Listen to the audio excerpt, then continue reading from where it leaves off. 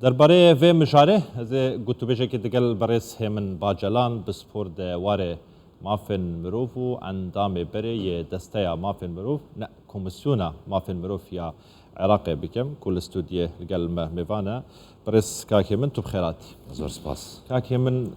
اگر لبیر ما بیتن لمانگی 4 وزارتی دروی امریکا دوین راپورتی خوی بالاو کرد و باسی بند کراوه کان کرد لعراق باس او دکات که اشکنجه تند درین و ڕێگاش نادێت ئاوارەکان بگەڕێنەوە سەرزێری خۆیان. کۆمسیۆنی باڵای سەربەخۆی مافی مرۆڤیش دەڵێتن دۆخی زیندان و زیندانیەکانی عێراق زۆر خراپە. هەروەها گوتیشی لە زیندانەکاندا نەخۆشی بەڵا بووتەوە ئەشکەنجە و دەستڕێژی سەکسیش هەیە بۆ سەر زیندانیەکان. کەواتە محەممەد شیع سوودانی دەیەوێت چی بکاتن بۆ زیندانیەکان لە عێراق؟ بڵێ زۆر سپاس بۆ میوانداریە بە حەقەت ئەو با بڵێن بەیاننامەی سەرۆکایەتی وەزیرانی عراقمان خوێندەوە لە ڕووی یاساییەوە کە تەماشای بکەین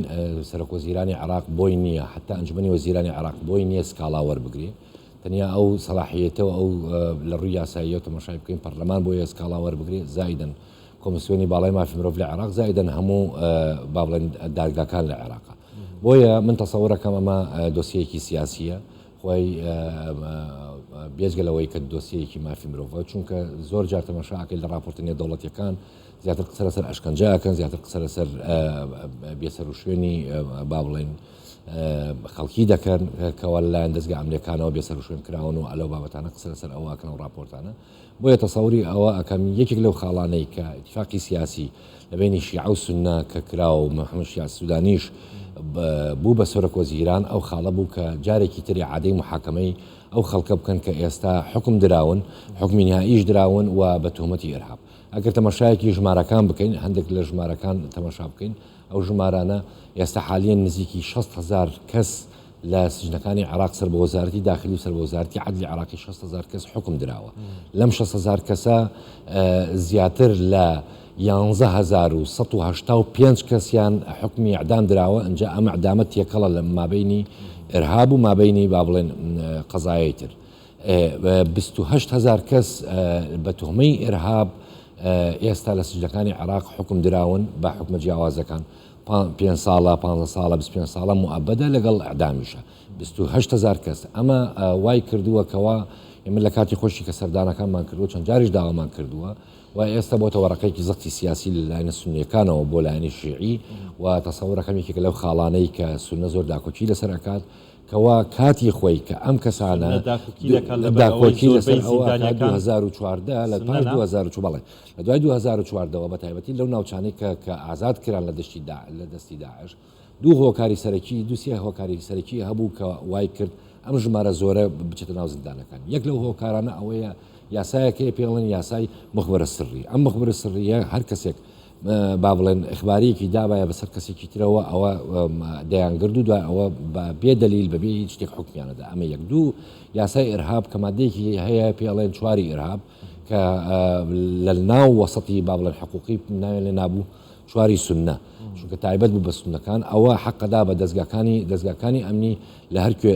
شتێک بکەن کەسێکی ئێرهابی هەیە بیدرن و تەسلیمی دادگای بکەن و ئەو ڕێگە و شوێنەیە کە باس کراوە ئەو ڕێگە و شوێنەکەی محاکەمەکردنیشیان خۆی بۆ خۆی خەلەلێکی زۆری هەیە و مەش کاتی خۆی دەستنیشانمان کردو و ئەنجومەنی وەزیرانیشی لێ ئاگادار کراوە. کاکێ من چەند ڕۆژێکە محەممەد شیع سوودانی دەست بەکار بووە وەکو سەرۆکی حکوومەت لە قسەکانیدا لە دوای کۆنگرەی ڕۆژنەماوانیەکانیدا باستەوە دەکات کە زۆر کێشەکانی عێراق چارەسەر دەکاتن پێت وایە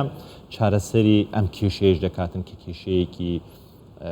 چەند ساڵی عێراقا کۆمەڵێک زیندانی لە زینداندا وەکو خۆت باز دەکەی کە تا ئێستا پشێکیان دادگایش نەکراون بڵێ خۆی ئەبێ استراتیجێکی هەبێ بەپێی استراتیجی عراقی بۆ مافی مرۆڤ ئەگەر تطبیق بکرێت استراتیجیکی باشە بەڵام ئایا تطبیقەکرێ تەسەوڕ ناکەم تطبیق بکرێت بەم دەم و دەستا لەبەر چی لەبەر کۆمەڵی هۆکار یەک لەو هۆکارانەی ئەوەی کە تۆ شوێن نییە بۆ با بڵێن چاکسازیەکان شوێنیان نییە ئەکتزازەیە خەڵکیی زۆر لەوێ هەیە یعنی بۆ نمونە جێگەیەکە جێگەی 25 کەسە 50 کەس بەرەوسەری تێدایە یعنی ئەگەر تەماشای